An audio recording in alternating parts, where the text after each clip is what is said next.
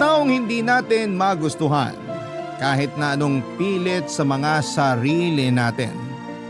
May mga taong sadyang mabigat ang dugo natin kahit wala pa man din silang nagagawa sa atin.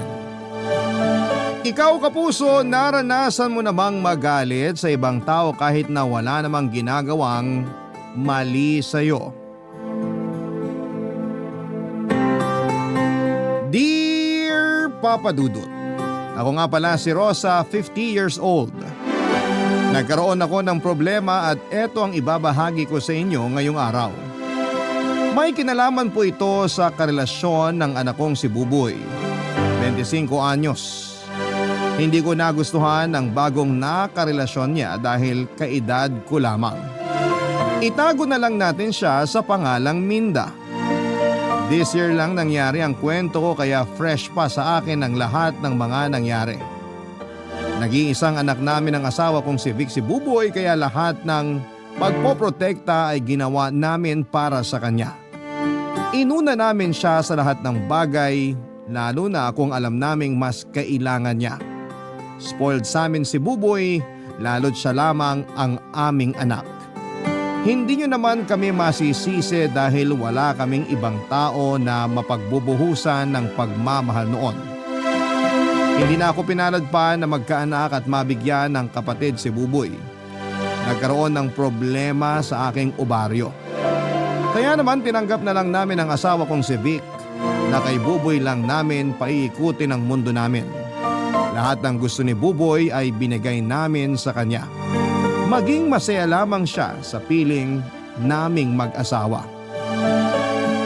Kahit mga bagay na tinututulan namin ay nagawa pa rin namin siyang pagbigyan. Kahinaan naming mag-asawa si Buboy. Hindi namin siya magawang tanggihan kahit na masama ang loob namin. Iba pa rin kasi ang pakiramdam kapag nakita mong masaya ang anak mo sa pagsabi mo ng oo sa kanya. Hindi na nga rin siya nagtuloy sa kolehiyo dahil nakatamaran na niyang mag-aral. May kahinaan sa utak ang anak kong si Buboy kaya kailangan niya ng gabay. Pero hindi namin siya napilit na ipagpatuloy ang pag-aaral dahil hindi na raw talaga niya kaya.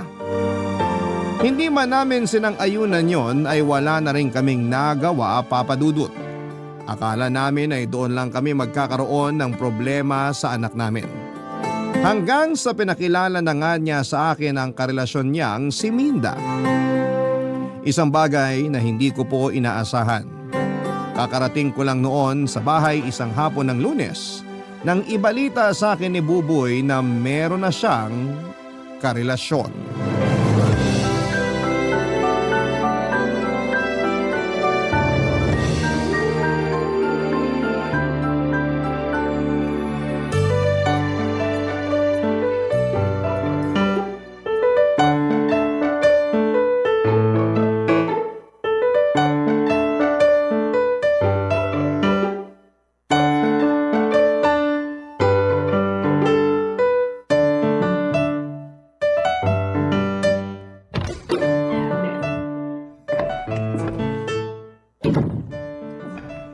Buboy!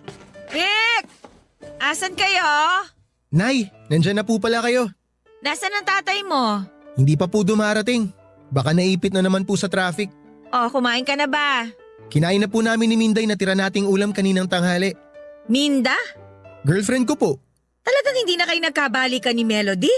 Nay naman, isang taon na nung naghiwalay kami. Umaasa pa rin kayo na magkakabalikan kami? Akala ko kasi pang forever na kayo eh. Si Minda na ang forever para sa akin.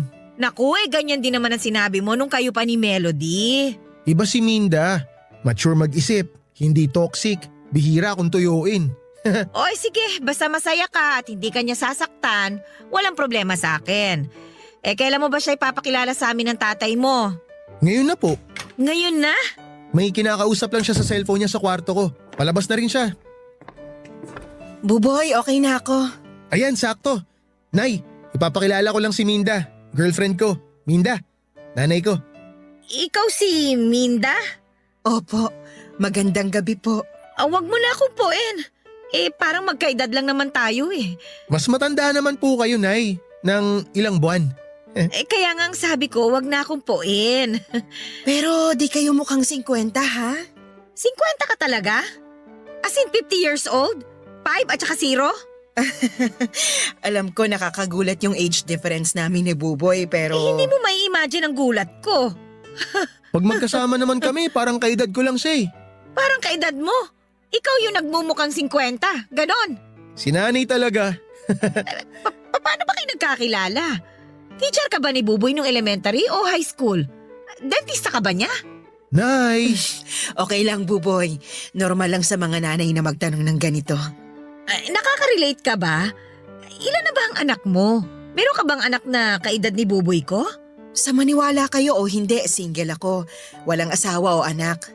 Parang ang hirap namang paniwalaan yan. Pangalawang karelasyon ko pa lang si Buboy. May nakalibin ako noon at inabot kami ng 20 years bago kami nagkahiwalay. Bakit hindi mo balikan? 20 years din yun, ha? Baka naman nagkakamali ka lang sa anak ko. Baka ginagawa mo lang siyang panakikbutas. Nay, please naman. Naku, Aling Rosa. Pwede ko po ba kayong tawaging Aling Rosa? Rosa na lang ang tawag mo sa akin. Pero huwag ka magkakamaling dagdagan ng mama o kaya tita, ha? Rosa, wala na akong balak bumalik sa ex ko. Masaya na ako sa piling ni Buboy. Mabait at masipag. Napalaki niyo siya ng maayos. At sana huwag mong sirain. Uy, Nay! Nagbibiro lang naman ako. Kung dyan kayo nakakakuha ng saya sa mga sinasabi niyo, pagbibigyan ko kayo. Mabuti naman at nagkakaintindihan tayo. Bakit naman di ko maiintindihan ng kapwa ko matanda? Oo nga pala, bagay sa inyo ang stockings na gamit niyo. Di halata ang varicose veins niyo. Saan ba pwedeng umorder niyan? Parang umusok noon ang magkabilang tenga ko sa mga pasimpleng lait na sinabi ni Minda, Papa Dudut. Hindi ko lang pinahalata dahil ayoko magmukhang talunan sa aming dalawa. Marami rin siyang naging pasaring bago siya hinila ni Buboy para ihatid na. Nakahalata siguro si Buboy sa tensyon sa aming dalawa kaya minabuti niyang ilayo na sa akin si Minda. Hinintay ko siyang makauwi para masermonan ko pero tinawagan niya ako para ipaalam na kay Minda muna siya matutulog. Alam kong nagdadamdam ng konti si Buboy pero ayaw niya lang pag-usapan yon. Mas okay na rin yon na isip ko. Kesa naman mag-init kaming pareho at mauwi pa kami sa away na mag-ina. Hindi na rin ako nakakain after nang umalis silang dalawa dahil nawala na ako ng gana. Sinubukan ko manood ng TV pero lumilipad ang utak ko noon. Binuksan ko ang radyo para makinig ng music pero ganun pa rin ang mga nangyari. Wala pa rin ako noon sa hulog dahil sa nangyari sa aming tensyon ni Minda. Nag-overthink na rin ako at kung saan-saan napunta ang isipan ko. Natakot ako na baka ilayo ni Minda si Buboy sa akin. Alas 10 na ng gabi nang makauwi noon ang asawa kong si Vic, Papa Dudut. Nakailang tawag ako sa kanya nung umalis na Buboy pero hindi naman niya sinagot. Kaya mas lalo ako nainis dahil kailangan ko ng kakampi pero wala ang asawa ko. Hindi ako nakatulog kaagad at sinadyang hinintay ang pagdating ni Vic. At dumating na nga siya bandang alas 10 na at mukhang napagod sa trabaho at sa traffic. Kung normal na araw, baka hinayaan ko siyang magpahinga muna para makabawi ng lakas. Lalo't alam kong may trabaho pa siya kinabukasan. Pero hindi ko kayang ipagpaliban ang isyu ko sa relasyon ni Buboy at Minda. Kinailangan ko nang sabihin kay Vic ang lahat para makakuha naman ako ng simpatya at kakampi. Pinagtimpla ko muna siya ng kape at pinagdala ng damit na pangbahay. Noong naubos na niya ang kanyang kape at naisuot na niya ang pangbahay, hinarap ko na siya para ibalita ang mga nangyari.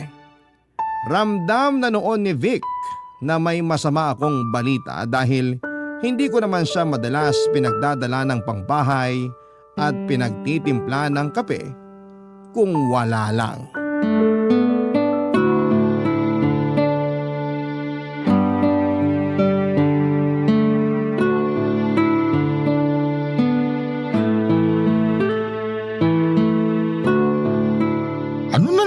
masamang nangyari? Ha? Sabihin mo na. Paano mong nalaman na may masamang nangyari? Sumasideline ka na rin ba bilang manghuhula? Pinagtimpla mo ako ng kape. Binigyan mo ako ng pambahay. Sinyalis yun na may hindi magandang nangyari. Ay, may girlfriend na si Buboy. Minda ang pangalan. O ano masama ron? Binata naman yung anak mo. Dinala niya rito kanina. Hindi ko nagustuhan. Kanya naman kayo mga nanay eh. Lagi kayo hindi boto sa mga babaeng dinadala ng mga anak niyong lalaki. Iba to, Vic! Ganyan ka rin kay Melo din nung unay pakilala siya sa atin ni Buboy. Isang linggo ko lang siyang hinusgahan, ha? Nagustuhan ko rin naman siya pagkatapos nun. Di ba nga, lagi ko pa siyang pinadadalhan ng medyas at panty tuwing birthday niya. O ano bang maliro sa karelasyon ni Buboy ngayon? Hulaan mo! Hindi ako sumasideline bilang manghuhula. Sabihin mo na lang sa akin kasi nawawala na epekto ng paracetamol na ininom ko. Sasakit na naman tong ulo ko. Kaedad natin yung bago niyang girlfriend. 50 na rin? Ano ba akala mo sa atin? 60 years old? Kinaklaro ko lang naman. Mali yun eh.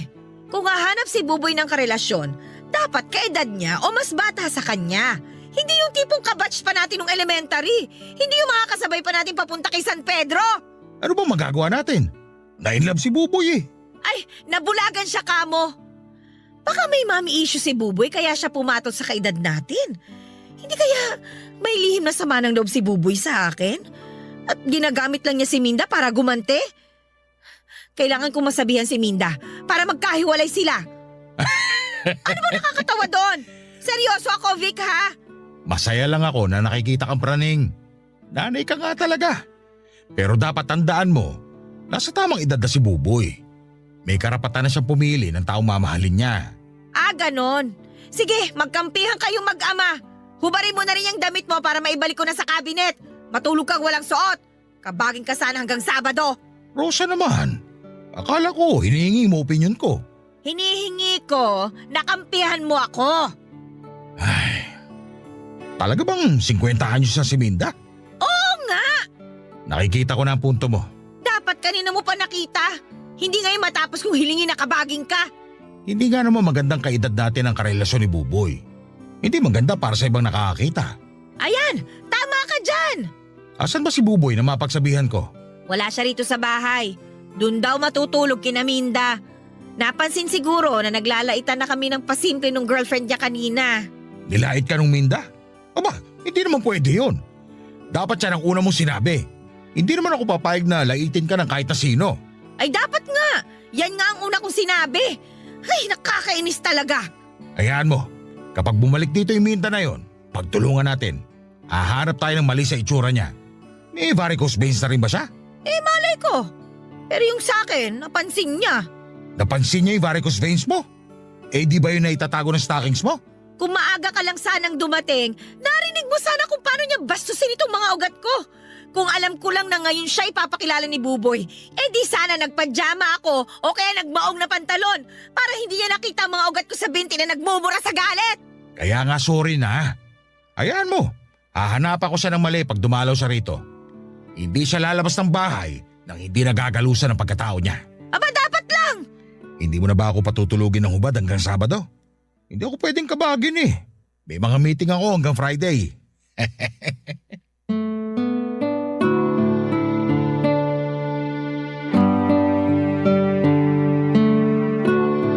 Papadudot kahit papaano naman ay naibsaan ang inis ko kay Minda ng kampihan ako ni Vic. Alam kong hilaw ang naging pagkampi niya sa akin pero ayos na rin yon para sa akin. Gusto ko lang din talaga na may mapagsabihan noon ng sama ng loob ko. Nagtimpla ko ng gatas after ng pag-uusap naming mag-asawa tungkol kay Minda. Nagbago kami ng pag-uusapan para naman hindi ko maidala sa pagtulog ang galit ko. Kaya lang din naman ako pinalad na hindi yon maidala sa kama. Dahil noong nakahiga na kaming mag-asawa ay naalala ko na naman ang inis ko kay Minda. Sinubukan kong ibahin ang iniisip ko pero bumabalik-balik pa rin si Minda sa diwa ko. Napabangon tuloy ako para pumunta ng kusina para magtimpla ng tsaa, baka sakaling mapakalma ako. Pero hindi yun naging effective sa akin. Parang lumala pa nga noon ang inis ko. Sinubukan kong tawagan si Buboy pero hindi niya sinasagot. Nag-text ako sa kanya na sagutin niya pero hindi siya nag-reply. Baka nga naman kasi nakatulog na sila ni Minda. Baka rin naghaharutan sila noon kaya hindi niya magawang sagutin ang text o tawag ko. Dahil sa iniisip kong yon ay mas lalo tuloy akong nagalit. Lumabas ako ng bahay para magyosi. May tinago kong yosi sa gilid ng paso malapit sa may pintuan. Hindi naman ako mayosi ng tao, Papa Dudut, pero nagyoyosi lamang ako kapag sobrang stress na ako. Hindi yun alam ng pamilya ko at wala naman akong balak na sabihin ang bisyo kong yon. Doon pa lang ako kumalma nang makahit-hit na ako ng 3 beses, Papa Dudut. Nakadalawang yosi ako bago tuluyang kumalma ang mga ugat ko sa ulo. Nagpasya na rin akong bumalik sa loob ng bahay. Nag-toothbrush muna ako at nagpahid ng ointment para pangtago sa amoy ng yosi na kumapit na sa akin. Nagpalit na rin ako ng damit at saka ako nagbalik sa kwarto, Papa Dudut. Inamoy ko muna ang sarili ko at nang panatag na akong wala ng bakas ng yosi sa katawan ko, ay saka ko na tinabihan ang asawa kong mahimbing na natutulog noon. Barangay Love Stories. Barangay Love Stories. Papa Dudut, mula sa unang pagpunta ni Minda sa bahay ay hindi na ulit yon nasundan. Pakiramdam ko ay nasindak siya sa mga sinabi ko. Naramdaman niya marahil na hindi ako boto sa kanya at pinagpasalamat ko naman yon. At ilang araw din na hindi sumakit ang isipan ko sa kakaisip sa relasyon nila ni Buboy.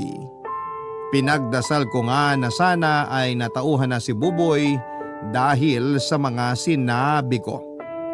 Sana naliwanagan na siya na hindi sila para sa isa't isa. Hindi ko lang talaga ma-imagine noon na silang magkakatuluyan dahil sa layo ng agwat nila. Kung bakit naman kasi sa dami ng mga babaeng nagkagusto sa anak ko ay bakit doon pa sa kaedad ko? Kahit sino naman sigurong ina ay papalag, hindi ba? Papa Dudut, hindi namin napag-usapan muli ni Buboy ang tungkol kay Minda. Pareho kaming nag-alangan na mabanggit isa man sa pag-uusap namin si Minda. Nakaramdam na rin ako na medyo paiwas na rin si Buboy sa akin. Pero normal lang naman yon sa amin kapag may mga hindi kami napagkakasunduan. Inasahan kong lilipas din ang tampo niya sa akin at pagkailang. Kapag na-realize niyang tama ako sa mga sinabi ko kay Minda tungkol sa kanya. Inakala kong matatahimik na ang buhay naming pamilya dahil wala na akong balita pa kay Minda, Papa Dudut. Inassume ko talaga na hiwalay na sila kaya hindi na rin pumupunta sa bahay. Hanggang isang araw, nilapitan ako ni Buboy para sabihing ipapakilala na niya si Minda kay Vic. Nanlaki ang mga mata ko dahil sa pagkabigla. Pinagsabihan ko siya kung bakit biglaan siyang magsasabi ng ganon, buong akala ko ay hindi na sila natuloy. Napailing na lamang si Buboy at sinabing busy lang sa trabaho si Minda kaya hindi na siya naulit dumalaw sa bahay. Wala na rin akong nagawa nang mag-decide si Buboy na papuntahin na si Minda sa day off mismo ni Vic. Nainis ako dahil wala akong nagawa para kontrahin yon. Hanggang sa sumabit na nga ang araw na kinakatakutan ko. Nagkaharap na kaming buong pamilya kasama si Minda.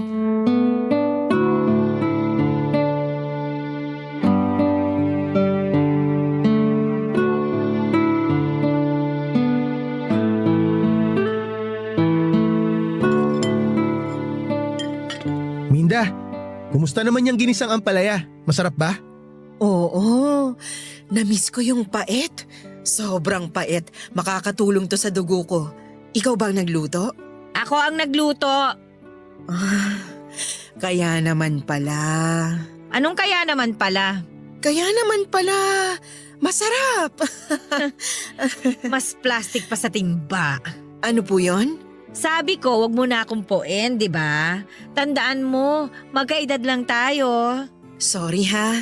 Minsan kasi nakakalimutan ko lalo kapag napapatingin ako sa legs mo. Joke lang. Saan ka nga pala nagtatrabaho, Minda? Nagmamanage ako ng online flower shop sa ibang bansa. Flower shop? Parang yung kay Buboy din pala, no? Bale tay, isa po ako sa sales representative ng flower shop na yun. Si Minda po yung boss ko. Mapera ka pala, Minda. Kaya naman pala. Kaya naman pala… Kaya may pang-maintenance ka. Maintenance? Hindi pa ako nirarayuma tulad mo. Pero kung sakaling tamaan ako, sabihin mo kung anong gamot mo ha, para makamura ako. Maintenance sa itsura ang ibig kong sabihin. Pero kung gusto mong pag-usapan ng rayuma, huwag ka mahihiya ah. Tayo-tayo lang naman ang nandito. Pwede ka namang umamin. Hindi naman kabawasan sa pagiging matanda mo kung sumasakit ang mga tuhod mo, 'di ba? Ano bang aaminin eh? Alam nyo ba tay na may biniling lupa si Minda sa Laguna? Malawak at maraming mga puno na namumunga ng prutas. Merong nyog, lansones, guyabano, may rambutan din. Matutuwa kayo tay. Balak namin ni Buboy na magpagawa ng tilapia farm doon sa lupa naming yon. Lupa nyo? May ambag ka ba ron, Buboy? Wala po, pero ako naman po magbabantay sa construction habang busy si Minda. Bala ko na rin po mag-resign para makapag full time ako dun sa lupa namin. Lupa ni Minda. Hindi nyo lupa. Nakakahiya naman anak. Wala kang ambag dun. Hindi kita pinalaki para angkinin ang lupa ng ibang tao.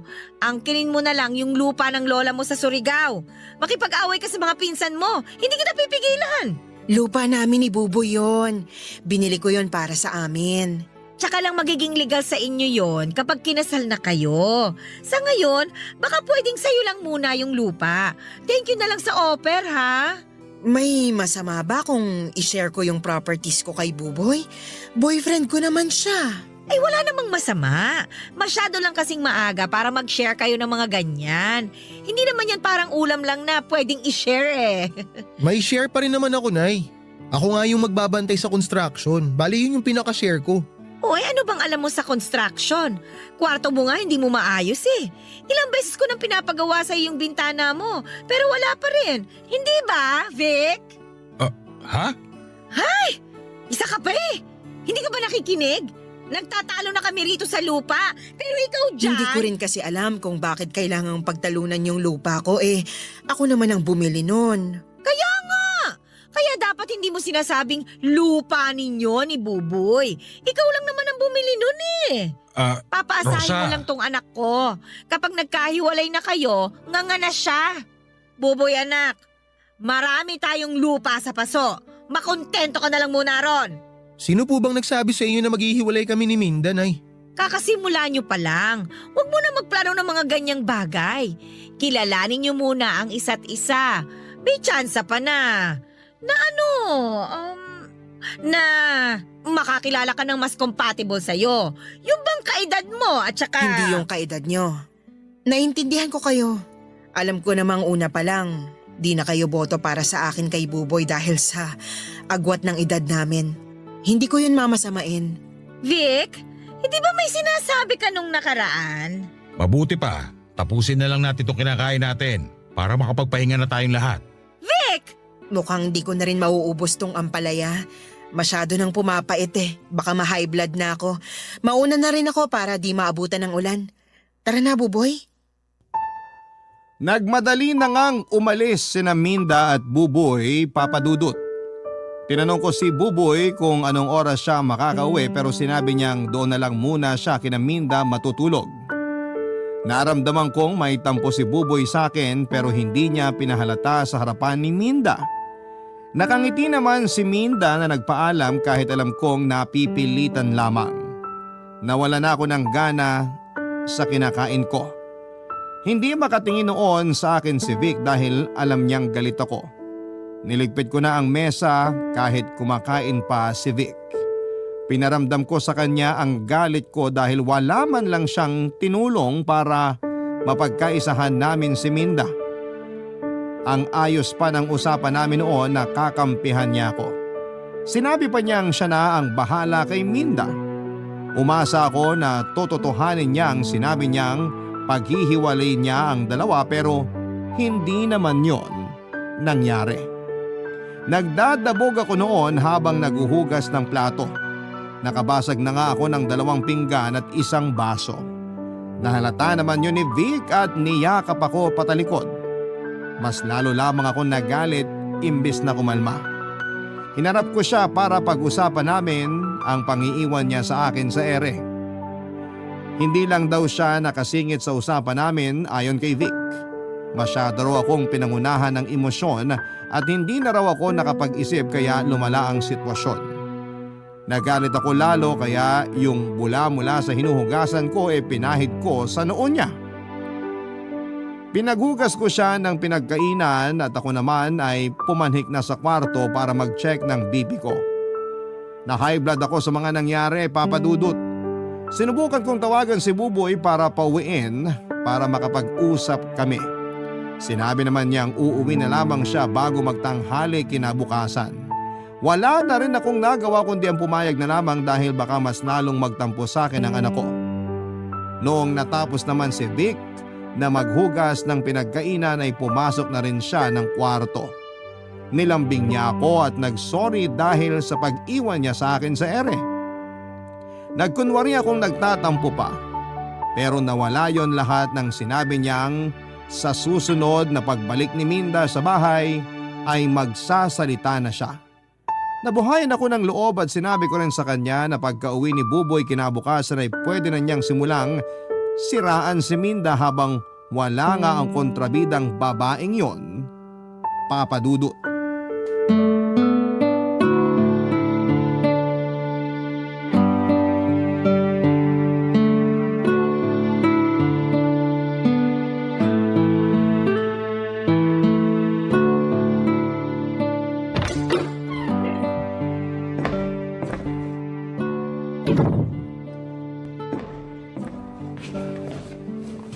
Oh, bakit ngayon ka lang umuwi?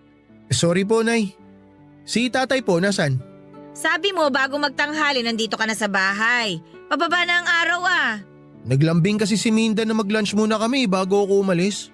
At hindi mo man lang naisip na gusto ka rin naming makasabay magtanghalian? Niluto ko pa naman ang paborito mong adobong atay at balon-balunan. Pwede naman po akong kumain ulit. Konti lang din naman yung kinain ko kanina. Buboy, kararating mo lang ba? Vic, pagsabihan mo nga itong anak mo ha. Hindi tumutupad sa usapan. Ang sabi bago magtanghalian, uuwi siya rito. Oo nga naman, Buboy. Nagluto pa naman ang nanay mo ng paborito mo. Tingnan mo na.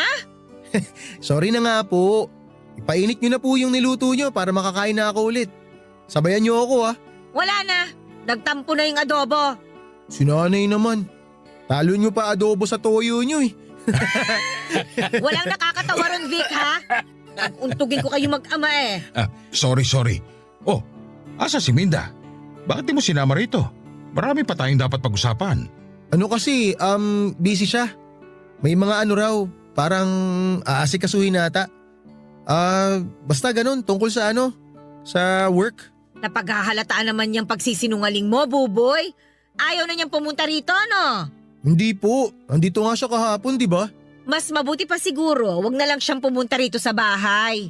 Nay, alam ko naman na di nyo ganun kagusto si Minda para sa akin. Pero maniwala kayo, mahal ko siya.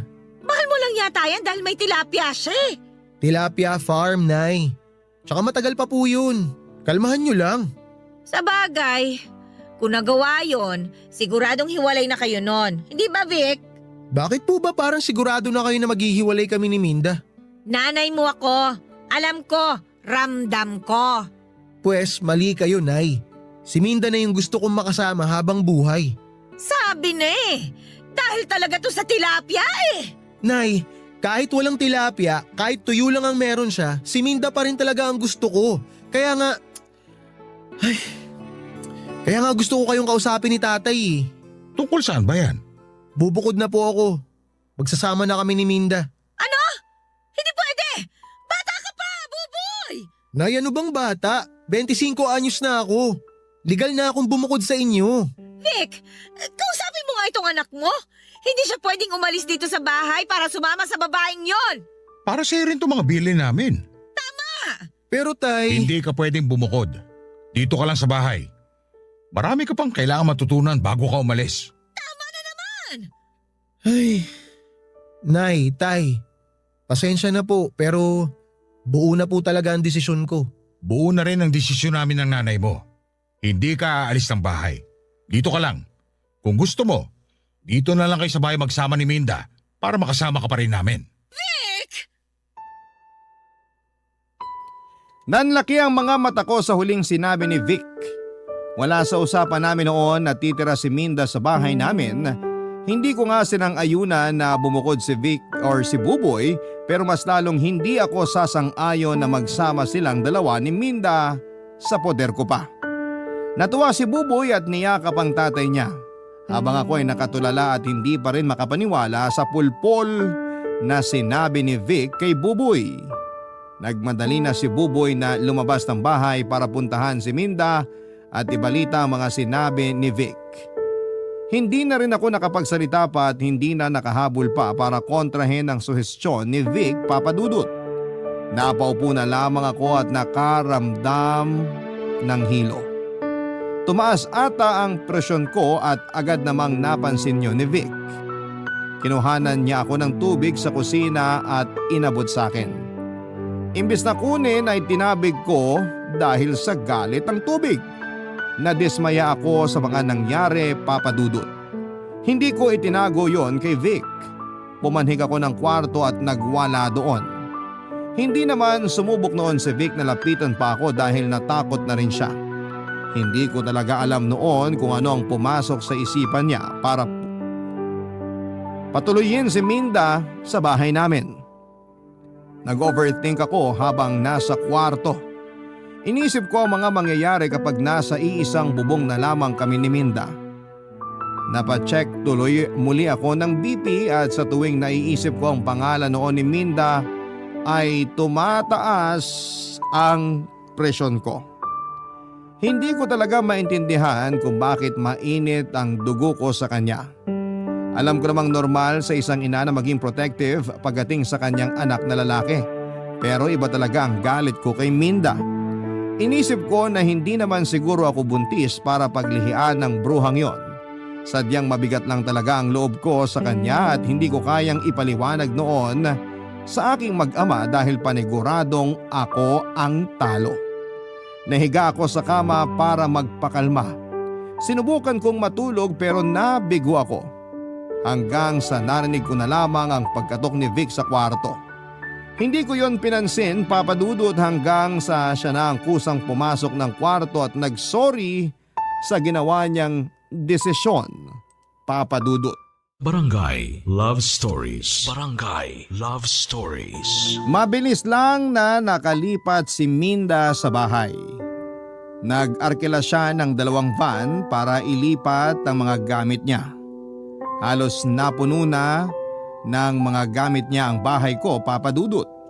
Hindi man lang nagpasabi kung ano yung mga gamit na dadalhin niya. Kinailangan ko tuloy itago yung ibang mga gamit namin para lamang hindi magmukhang masikip ang bahay. Nawala na ako ng gana na makipagtalo pa dahil alam kong kakampihan din siya ni Buboy. Ayoko na noon na sumama pa ang loob ko sa anak ko kaya sinubukan kong itigom na lamang ang bibig ko. Pero sa loob-loob ko ay puno pa rin ako ng galit noon kay Minda. Alam kong mas magaganda at mas mahal ang mga kagamitang dinala ni Minda sa bahay. Pero bilang respeto man lang sana ay hindi niya hinakot lahat. Gusto kong sabihin noon na baka pwedeng ibenta o i-donate na lamang niya ang ibang mga gamit niya pero nagpigil ako. Lalo na noong nakita kong masaya ang mag-ama ko na ginagamit ang mga yon. Mas lalo lamang akong nawala ng kakampi sa bahay dahil nagkasundo-sundo silang tatlo. Hindi na tuloy ako gaanong kakomportable noon sa sarili kong pamamahay. Sa pagdaan ng mga araw ay naging komportable na si Minda sa bahay ko. Hindi ko yon kinatuwa. Ilang oras lamang nagiging payapa ang kalooban ko tuwing nasa trabaho noon si Minda. Hindi ko alam noon kung masasanay pa ako sa sitwasyon namin. Hindi ko alam noon kung hanggang kailan ko maitatago ang inis ko. Hanggang isang araw ay nagkusa na ang loob kong ipakita ang totoong nararamdaman ko. Napadalas na ang pasaring ko kay Minda lalo tuwing naaabutan ko siyang mag-isa. Sinusulit ko noon ang mga oras na kaming dalawa lamang sa bahay para lamang maiparamdam sa kanya ang galit ko. Nung una ay hindi lumalaban si Minda. Panay lang ang ngiti niya sa akin. Kaya sinobrahan ko pa. Hindi ko alam kung bakit gusto kong lumaban siya at nangyari na nga. Isang araw, dalawa lamang kami ni Minda sa bahay. Nag-leave si Minda sa trabaho dahil hindi maayos ang pakiramdam niya. Si Buboy muna ang nagbantay ng kanyang opisina habang nasa bahay si Minda at nagpapahinga. Wala rin noon si Vic dahil nasa trabaho. Ginamit ko na nga ang pagkakataon na yon para inisin siya. Dala marahil ng sama ng nararamdaman niya ay hindi na rin niya napigilan pa na lumaban, Papa Dudut.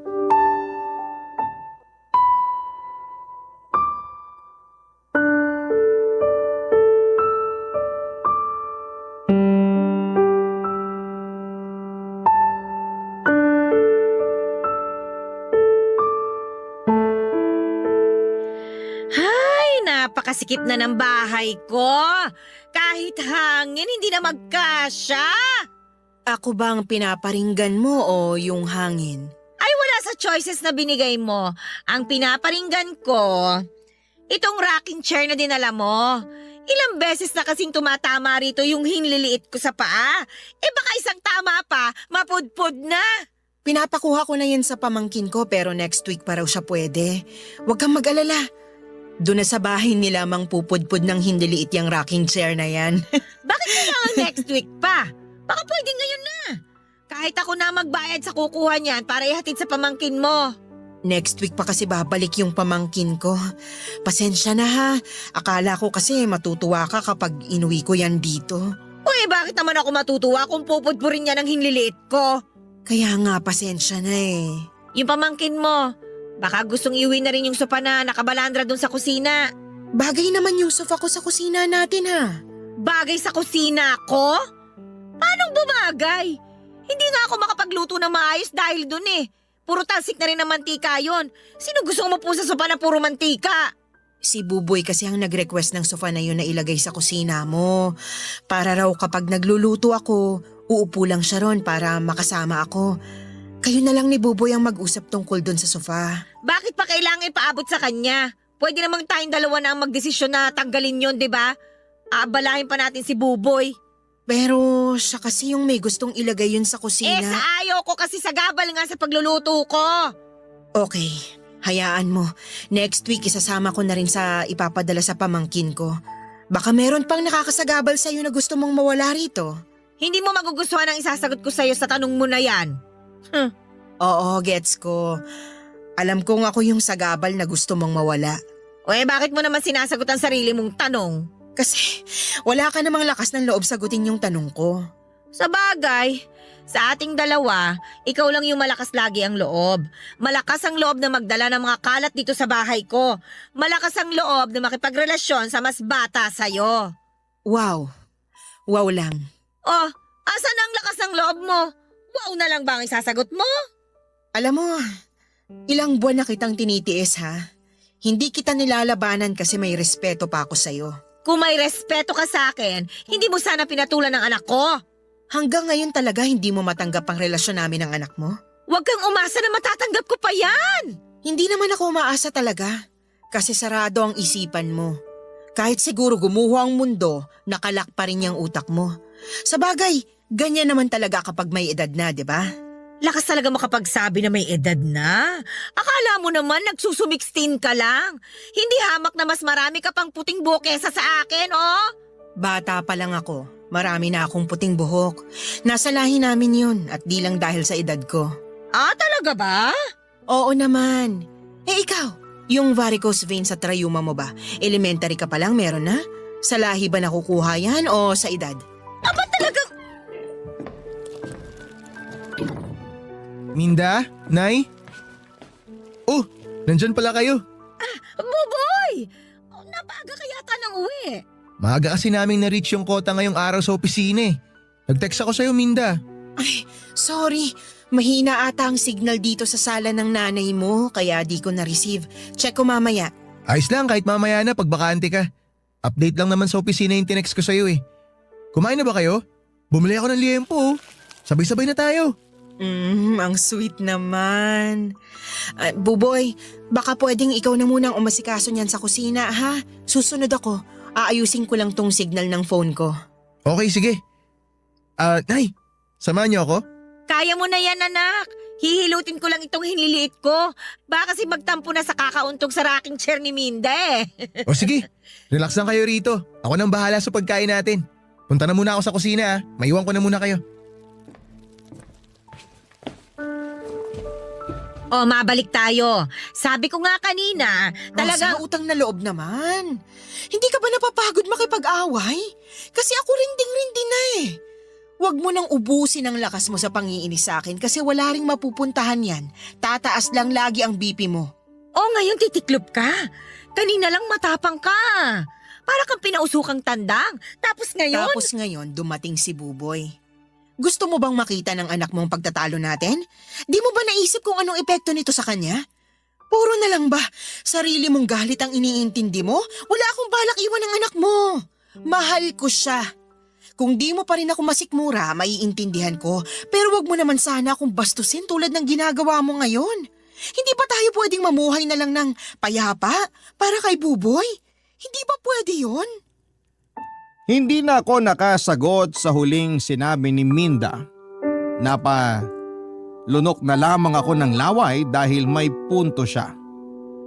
Nagmukha akong talunan sa mga sinabi niya at alam kong tama naman siya. Hindi naman niya hinintay na makapagsalita pa ako at tumayo na siya mula sa pagkakaupo at saka pumunta sa kusina para samahan si Buboy. Ako naman ang napaupo sa rocking chair at napaisip sa mga nangyari. Napaisip ako sa mga sinabi ni Minda. Doon ako nakaramdam ng konsensya dahil maayos naman si Mindang makisama pero ako lang yung gumagawa ng paraan para maging negative ang lahat. Kaya naman naisipan kong itigil na ang nararamdaman kong galit sa kanya. Oras na para bigyan ko siya ng chance. Alam ko noon na mahirap yung gawin pero habang iniisip ko si Buboy, napilitan akong gawin yon. Naisip ko rin na baka pag pinalala pa namin ni Minda ang hidwaan namin ay lalayo na ang loob ng anak ko sa akin. Baka yun pa ang maging dahilan para tuluyan na siyang bumukod at lumayo na sa akin dahil sa pakikialam ko sa kanilang dalawa. Kaya naman para sa anak ko ay kinaya kong ibaba ang pride ko. Sinimulan ko nang makisama kay Minda, nahirapan kaming pareho pero nakaya naman. Paunti-unti ay kinilala ko siya. Tuwing wala noon ang mag-ama ko at naabutan ko si Minda ay pinagtitimpla ko siya ng kape at inaaya ko siya sa labas ng bahay para magkwentuhan. Inoffer ko rin sa kanya ang tinago kong yosi. Natawa nga siya dahil palihim din pala siyang nagyoyosi kapag wala si Buboy. Alam naming pareho na hindi gusto ni Buboy na nagyoyosi kami kaya natawa na lang din kaming pareho. Meron na tuloy kaming naging bonding na dalawa. Binigyan din niya ako ng pabango na mamahalin. Yung pabango na kayang takpan yung amoy ng yosi.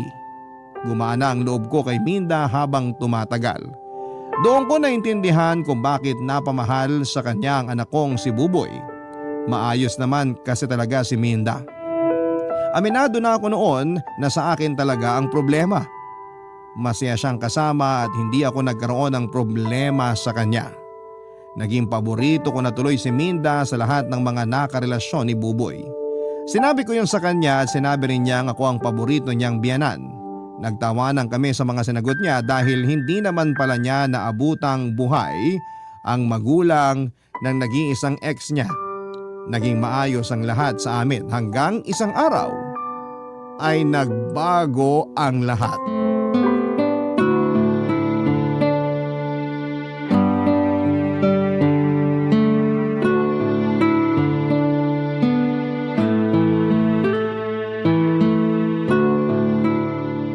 Bagong paborito ko na tong nilagang baka ni Rosa.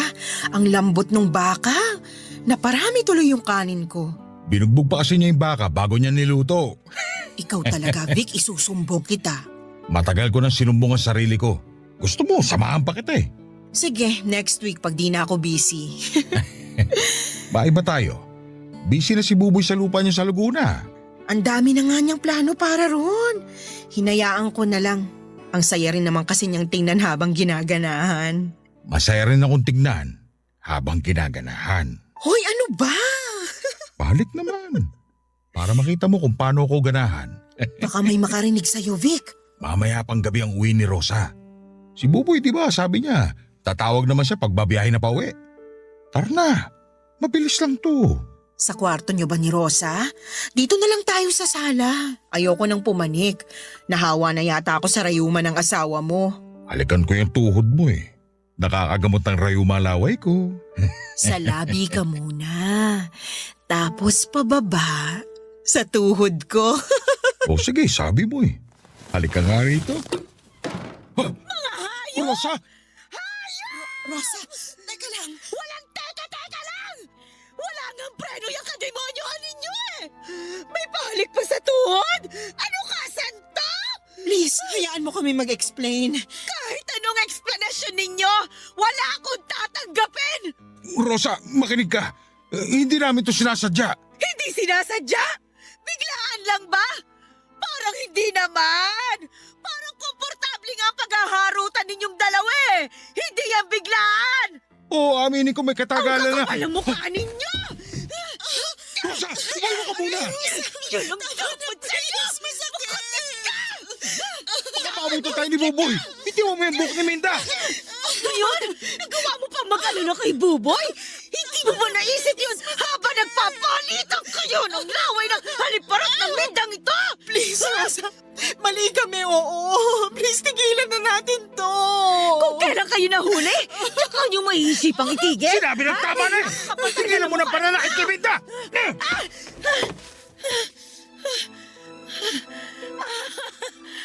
Magaling!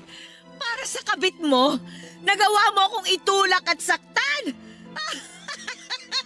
Para talaga sa kabit mo! Sorry kung naitulak kita. Hindi ko sinasadya. Ayaw mo kasi tumigil eh. Hindi sinasadya? Ilang beses nyo bang gagasgasin ang mga salitang yan, ha? Hindi na ako naniniwala sa salitang yan! Sinadya mo ako itulak! Sinadya mo ako saktan! Sinadya mo kumabit sa huda sa babae na to! Sorry, Rosa. Sorry. Pero please, huwag nating ipaalam to kay Buboy. Mahal ko ang anak mo. Hindi ko siya kayang mawala sa akin. Sana bago mo hinubad ang panty mo para sa asawa ko, naisip mo sana yan! Mali naman talaga eh. Mali talaga. Nagpatukso ako, oo. Nalungkot. Pasensya na. Hanggang ganyan na lang kaya mong sabihin, ha? Kasi ayoko nang depensahan ang sarili ko. Mali ako. Rosa, pag-usapan natin to. Para sa kapakanan ni Buboy. Pag-usapan natin to, pakiusap. Sa ating tatlo, ako lang ang nag-iisip sa kapakanan ni Buboy. Kayong dalawa, wala kayong ibang iniisip kundi ang init ng mga pang-ibaba ninyo. Mga hayop! Walang yaka talaga, Minda!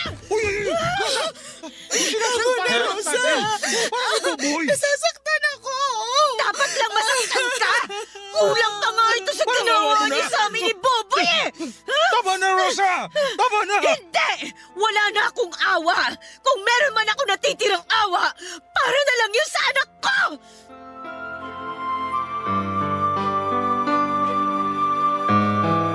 Sinubukan kong kalmahin ang sarili ko nang marinig ko nang paulit-ulit ang pangalan ng anak ko.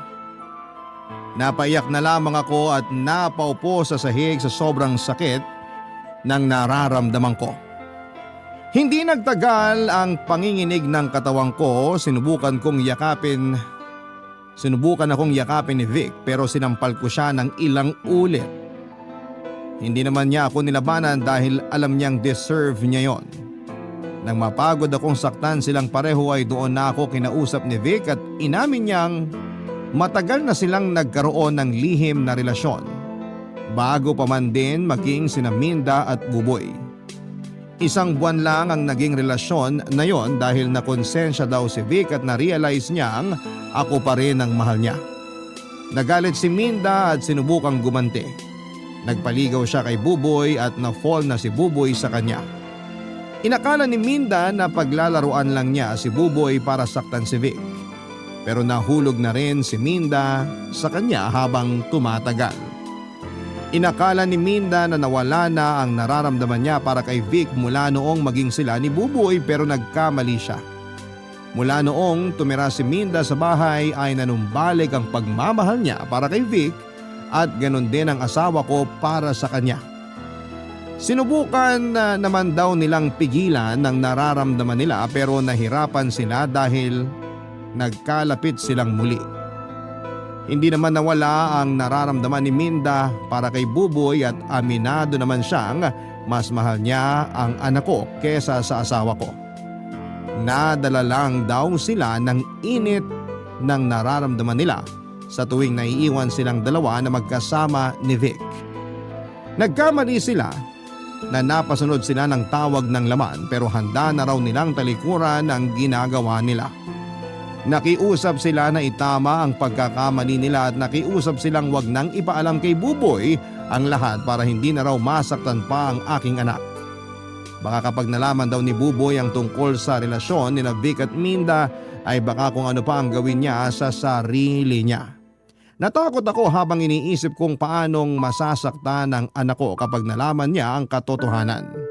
Napamahal naman si Buboy kay Minda, baka yun na rin ang maging mitsa ng paglayo ni Buboy sa aming mag-asawa. Kaya wala akong nagawa kundi ang umuo na lamang para sa kapakanan ng anak ko. Nagpanggap kaming tatlo na parang walang nangyari at doon ako nahirapan. Araw-araw mula noon hanggang ngayon ay puro guilt na lamang ang nafe-feel ko sa tuwing nakakaharap ko si Buboy. Kaya ngayon ay gusto kong matulungan ninyo ako dahil hindi ko na alam ang gagawin ko, Papa Dudut. Tama bang ilihim ko na lang ang lahat ng ito sa anak ko at ipagpatuloy pa rin ang lahat na para bang walang nangyari? O sasabihin ko na ang katotohanan? Maraming salamat, Papa Dudut, hindi lamang sa pagbasa ng aking liham, kundi sa pakikinig na rin sa aking hinaing. Sana ay magawa ninyo akong tulungan kasama ng mga kabarangay natin na laging nakasubaybay sa inyong programa. Hanggang dito na lamang ang aking liham. More power sa inyong number 1 radio station, ang Barangay LS. Ang inyong kabarangay forever, Rosa. Nagustuhan ng iyong napakinggan? Ituloy yan via live stream sa www.gmanetwork.com/radio. Barangay LS 97.1